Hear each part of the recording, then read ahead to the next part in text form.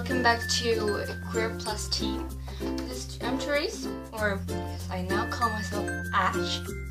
And today I'm gonna talk about my diagnosis. Well, first of all, I get quite a lot of them.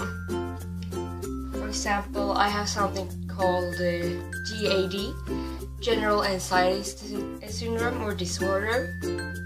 I have really bad depression. I have lots of phobias, like really weird ones. I have something called emotion phobia. I'm afraid of feeling different emotions. Like for me, it's negative emotions. And people like thinking negative thoughts about me because I want to be perfect, but I can't. I have what is it? I have lots of stuff.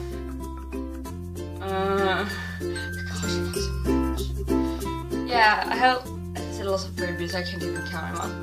And I have panic anxiety disorders, like others, except for the one that's called G.A.D. The thing with my anxiety disorder G.A.D is that, you know, when you have a panic attack or you have panic anxiety, stuff like that, it goes like, here is normal, and then it goes up and down. For me, it always stays up here, like, it's gonna stay up here for many years until, like, yeah, I eat lots of medications. Wait, I'm just gonna show you. This is what I eat every day for that. I eat Sechilin for my anxiety and depression. I eat risperidone, which is actually a psychosis medicine for schizophrenics, because it's really like anxiety, what's called anxiety removing? I don't know if that's the right word, but still. I eat those every night because I get really tired of them. And then I eat Atarax for like calming me down when something has happened, like I'm having an attack or something. Yeah, the thing is that I actually feel really bad, like every day. Like the tiniest thing will put me into an panic anxiety attack, and every time it feels like I'm gonna die. And that's the thing with anxiety. Like first when I actually got sick, or like everything got really bad, I knew I had anxiety, but not at that level. It all started with that, like one morning I went up to make a cup of tea. I had like, it was a really important day for me because I had lots of like tests to do to come into the music high school that I'm gonna go to, and it's gonna be super fun. I made it, and then all of a sudden my vision like got really blurred. My eyes started shouting really bad. I felt my heart drop. Like I couldn't feel my pulse or anything. I couldn't feel myself breathing. I just stood there like to rub my eyes to see if it would disappear. And then all of a sudden I got really dizzy and I tried to walk, but I couldn't. I remember going out to my dad and I thought that I told him to call 112 here in Sweden and 911 in the US. And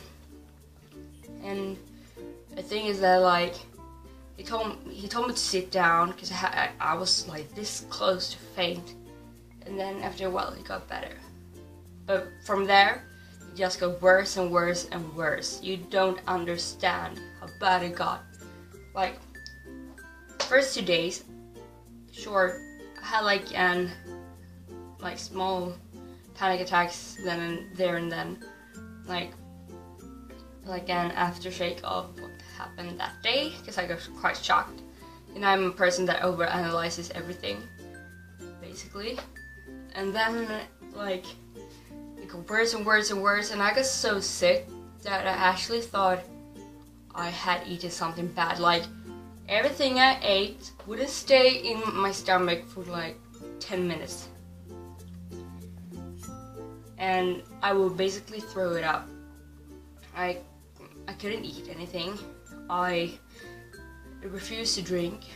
I just laid in the couch in a corner all day looking at YouTube doing nothing. Because I was so afraid of having an anxiety attack. I went to the doctors lots of times and they were like, we can't do anything, sorry. And it took like 2 weeks of really bad, be really sick. And I had social phobia and lots of stuff like that. And like one day when I actually went up the stairs because I was hungry, my mom told me to eat a little sandwich, just a little one, and a yogurt. But when I sat there, I threw up and she started crying. She didn't know what to do. She was hopeless.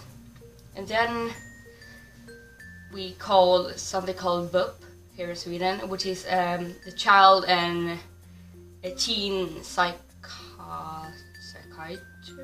I don't know what it's called, but it's for children like, or kids like me and us who have anything that makes you feel bad. I got an emergency booking, so I got one straight away. The thing is that the first thing they said was, we won't probably give you medicine if it's not an emergency. And the last thing they told me that was, we're gonna give you medicine the first thing we do. So they did it, and then my ex-boyfriend came over, and well, just like these atarax, that just makes me like calm. It's actually an old allergy like medicine, so it's not dangerous or anything. And like just like one tablet of those, and I felt so much better because my body is so like intense all the time. It's like, yeah, it's like in danger mode all the time, and I can't control it, and I hate it. So it got better for a few weeks, and or kind of better. I went to school, but I went home most of the days as well because my medicine felt really weird. Then all of a sudden it got a dip.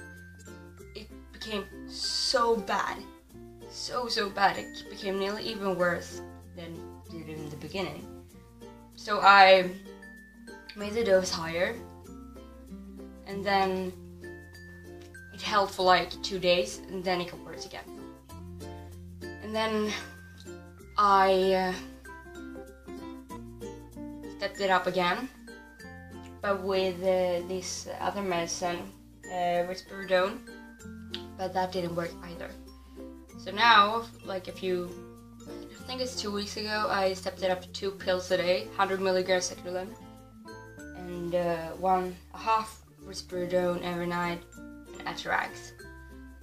I have made it like really far right now. I feel pretty good though, but I have like an anxiety attack at least once a day, and I feel pretty bad about it because I can't control it, and I hate it because I don't want to feel like this. I don't want to have to go like holding my hand on my chest all the time to see if I'm alive and stuff like that. It's not fun at all.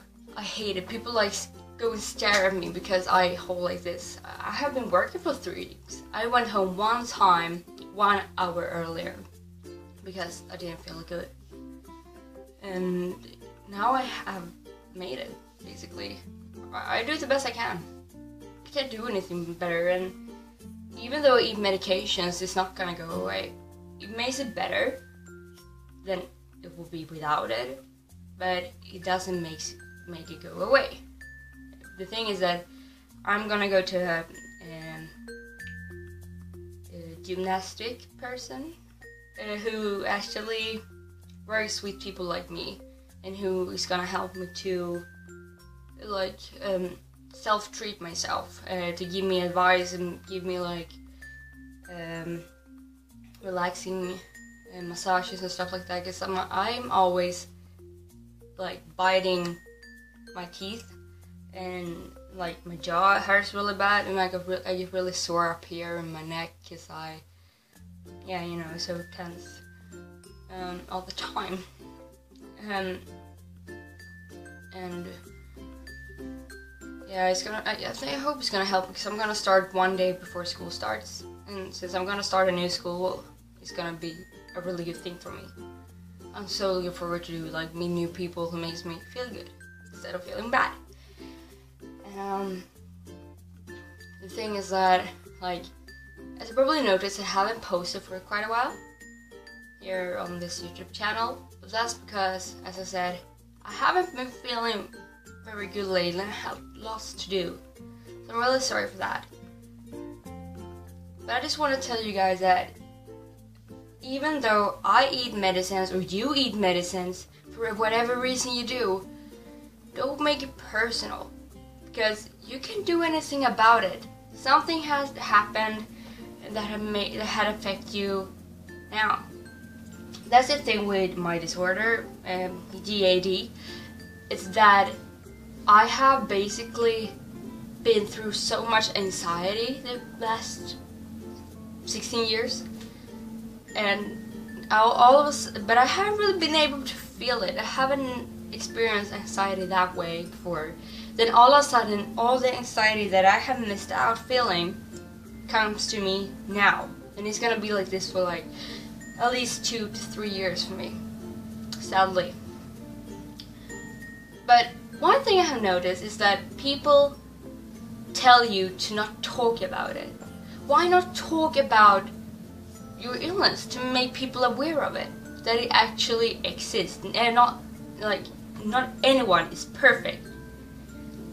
Here at my work, I worked for 3 weeks, and now I'm gonna stop. I'm gonna make some money, but yeah, it's enough for me. And they were like, you don't tell anybody, not even me, about how you feel. They had no empathy there. But then that one day when I went home, there was a girl that works there. She's really, really nice. She came up to me and she was like, how are you feeling? And can you tell me why? 'Cause she got really worried. And I told her why, and she was like, oh, really? Yeah. Is that bad? She was like, it's cool that you're here though. And it got really good. No more about that. Then the boss came to me the day after and yelled me out just because I had told her about my sickness. I got so upset you won't believe. I just think it's wrong. Well, of course you might not want to share it with everybody, but the thing is that if you work with people, they need to know what's wrong so they can also adapt to it.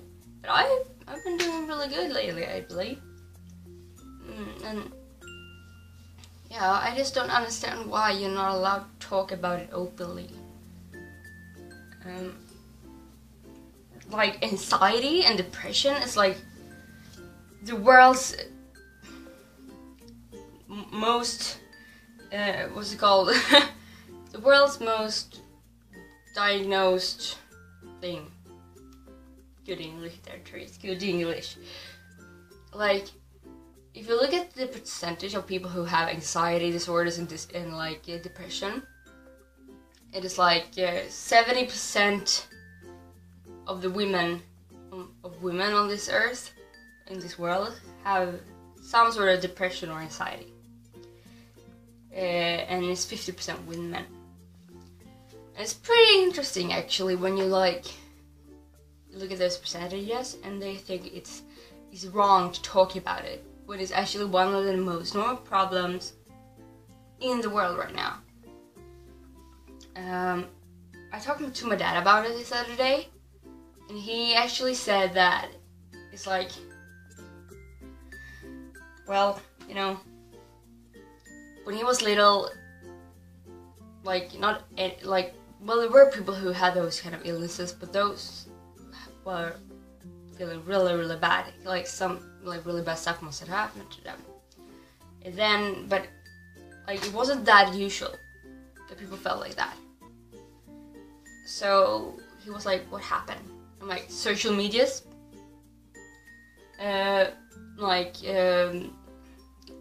beauty fixating things. Like you have to be, or what they say you have to be is like skinny to be the perfect body and stuff like that." And it's really weird. Like, I understand why people feel like this.